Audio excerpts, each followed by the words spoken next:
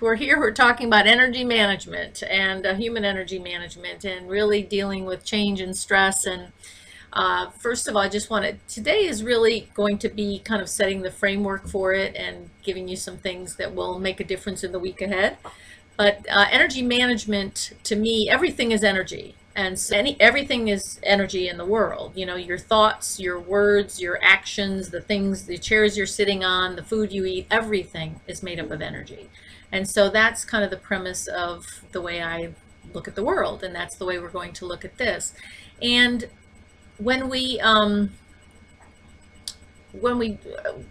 it was actually, so Alicia is actually from University of Illinois, where I went to school, Alicia. And so she'll remember where Green Street is, but I'm an engineer, and north of Green is the engineering campus. And you'll remember too, Kathy Nolan. Kathy Nolan and I were once walking to class, and as we were crossing Green Street, we were talking about a class called Strength of Materials. And strength of materials is actually about stress and strain and fatigue and yield and pressure. And we were talking about that class, and we just stopped and said, isn't that funny? If we were on the other side of campus, people would have thought we were talking about psychology, or in another part of campus, they would have thought we were talking about medicine. But because we're walking north of Green, we're talking about physics and engineering. So at that point is when I first kind of went, oh, isn't that interesting that the laws of physics and, you know, are used, and the words are used just as they are for some of the things to do with people and organizations. And I started at that point really kind of watching for this. So today we're going to talk about, you know, and those principles have to do with stress. And today we're going to talk about stress, and the kind of the overall theme of it is I can have stress without strain. And so we're going to talk about some of the basics of stress and strain and pressure.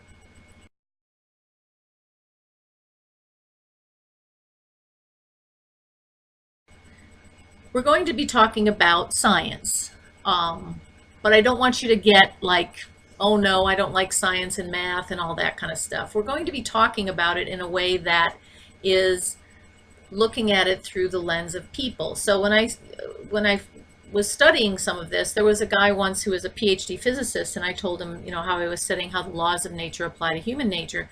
And he said, well, I'm a purist and I don't think you can apply the laws of nature to human nature. And I listened to him for a while. I thought, oh gosh, you know, he knows, you know, something I don't. You know, he knows about, you know, because he's a PhD physicist. And so for a while I thought, well, maybe I'm off base. But then at some point I went, you know, how can we think that the laws of nature apply to everything except for us?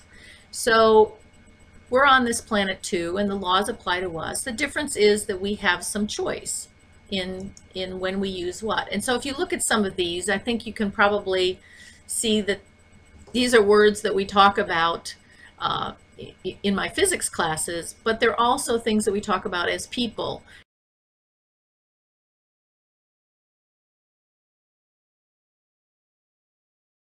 Feel forced to do something. I have to accelerate to get, you know, there on time, get up to speed on a project. We need momentum, and momentum's an interesting one. I talked to a woman, took a course with me, and she came up to me. You know, she was somebody who was not science oriented at all, but she came up to me at some point and said, I was swimming last week, and the guy that in the next lane said to me, gosh, it takes a lot of energy to change from going in one direction to going in the other direction.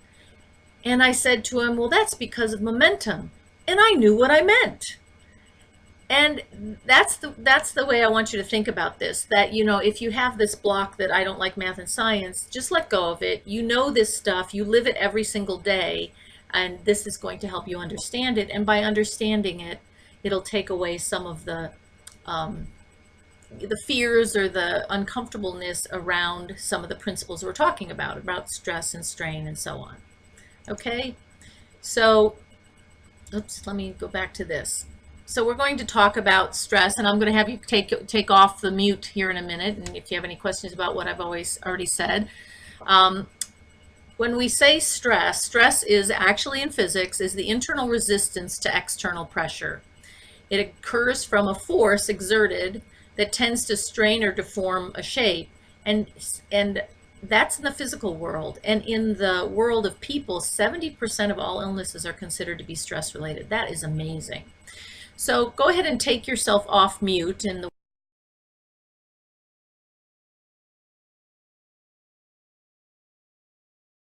everybody talks about stress all the time. And it's interesting that there's in the physical world, there's 3 kinds of stress. We will be covering the 3 different kinds and what it takes to deal with them. But stress itself isn't a problem. Stress is normal. Like when you move your arm, when you just literally move your arm, you're stressing your arm. So stress is normal. And there's a guy named Hans Selye who named the stress factor, which is stress in people. And he, at some point, actually said, I misnamed it because stress isn't a problem, strain is. And how many of you, do you ever find yourself going, I'm so stressed out, I'm so stressed out, if I don't stop the stress, it's going to be a problem? And do you ever have that experience of being worried about the stress? And so really the stress isn't a problem, but we cause ourselves stress by saying that there's something wrong with the stress. So, so we're going to look at that, that stress actually makes us grow. Stress, so stress in itself, just thinking that stress is a problem makes stress a problem, causes stress, which is funny. But strain is really when it's excessive, and that's what the problem is. And if you think about straining a muscle or straining it in any way, when the stress or tension, is excessive, that's when you have problems. And that's when deformation is the alteration of a shape through stress in the physical world. And essentially the way you know that it's been excessive is when there is deformation, when there is strain. So if you think about strain in human beings, and if you think about your own signs of strain, like there are times when you can have so much stress, so much pressure on you, and it doesn't matter at all, right? You can have so much stress, and and there are times when this, it's fun, like you're just going great guns, doing all kinds of things, and it's fun. But then there's other times it's not. And so if you think about that, your own signs of stress, that where it becomes too much. If you say what your own signs of stress are, what would you say?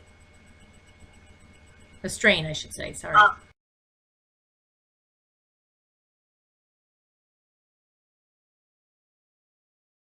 It actually can be a gift, and that's part of what we want to look at is the gifts in health issues. So when I was 35, I had a stress-related illness, and my joke as an author is I used to have a colon and now I use a semicolon because I don't have a colon anymore.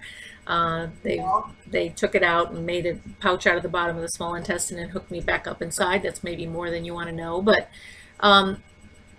what I learned is what my, when I'm getting to my limits, because I can still have problems sometimes, but it enabled me to know when I'm hitting a limit. It enabled me to know to not take things too seriously. It has been a real gift in studying about stress and enabling me to be able to handle more stress. And when I was going through it, I was doing work as a consultant with somebody, and I was pretty sick. And the guy said something about, well, you just need to not have as much pressure. And I said, are you telling me you don't care if I don't do as good a job? Because I don't think that's the answer, is to cut everything out. It's a matter of learning how to deal with it. And so really that has been a gift in learning and understanding and questioning. And that's how I've really come to study a lot more of this and understand it a bit better. So yeah, you're probably better at handling it, and we'll just find ways to handle it even better. That's cool. But signs of strain in human beings, like I know for me, is when I snap. Like when I get short. When I'm speaking to someone and I get, that's definitely a sign of strain.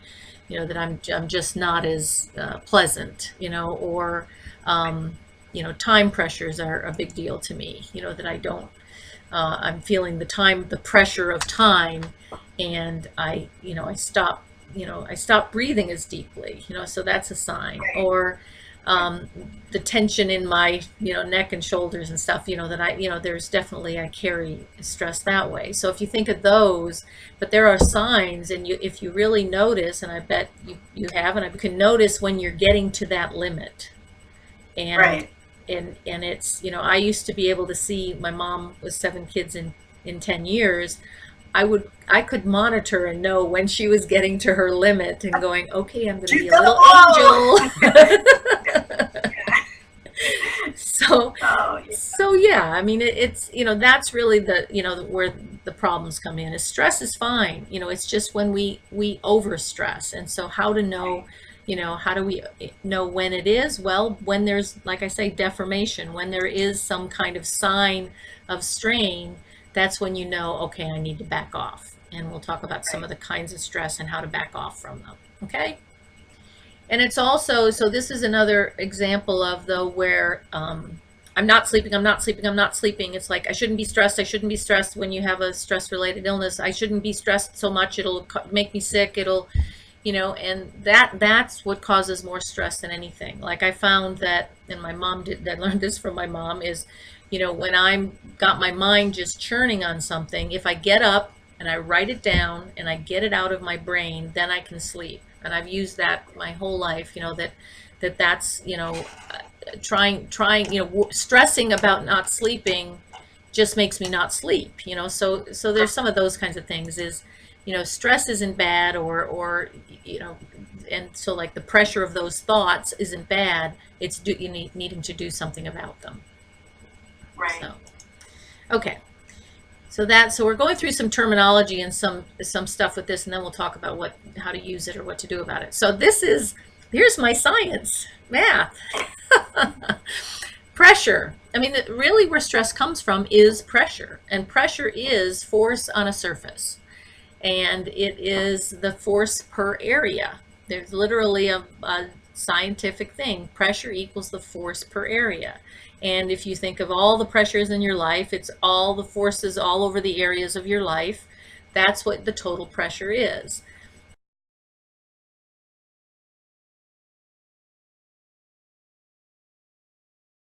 Stress comes directly from pressure. And the funny thing is, if you look at these two formulas, they're the same. But the difference is pressure is coming from the outside, and stress is the internal resistance to the pressure. Now that's normal. But so it usually is equal, but there's also some other things that we'll look at that makes it so it's not equal. But that, there is some equalness to that. So I'm actually going to show you a demonstration, because like I said, if you understand the phenomena, because I think that's one of the things, is if I don't understand about stress, and it's like, I don't know if I, should do less, or I don't know if I should, all those kinds of questions cause some of the stress.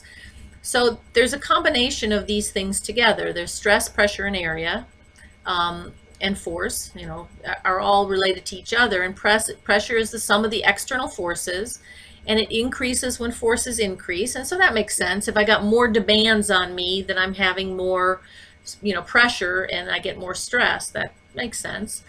It also, pressure decreases when area increases. And this is paradoxical, but it is actually a very interesting thing about why we need to add some things to our life. And pressure is additive. And as I say, stress is the internal resistant forces in reacting to the external stresses and external pressures. And stress is okay. So I'm going to actually show you a video, if I